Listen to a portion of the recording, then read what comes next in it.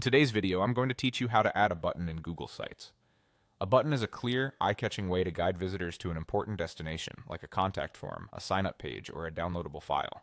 It stands out more than a plain text link and helps your audience know exactly where to click. First, open your site and go to the page you're editing. You'll want to be on the exact page where the button should appear so you can see it in context with your existing content.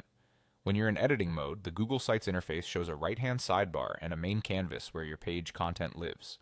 If you don't see page elements highlighted as you hover over them, that's a good sign you might not be in edit view yet. Make sure you're looking at the version of the site where changes can be made. Being on the correct page from the start saves time and helps you place your button exactly where it belongs. Next, look to the right-hand menu and choose Insert. Across the top of that sidebar, you'll typically see three tabs: Insert, Pages, and Themes. Insert is the toolbox for adding content to your page.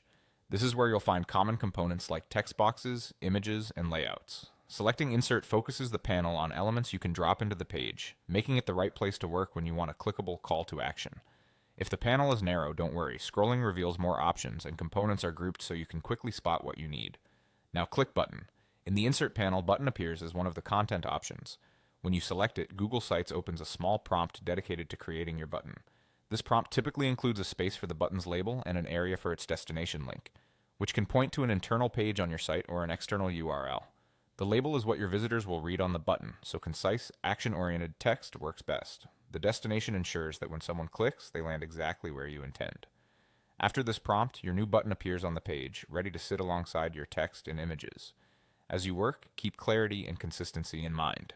Short labels help people scan quickly, and descriptive wording improves accessibility for screen readers. Place your button near related content so its purpose is obvious. With these simple steps, you've added a professional, clickable element that guides visitors through your site with confidence.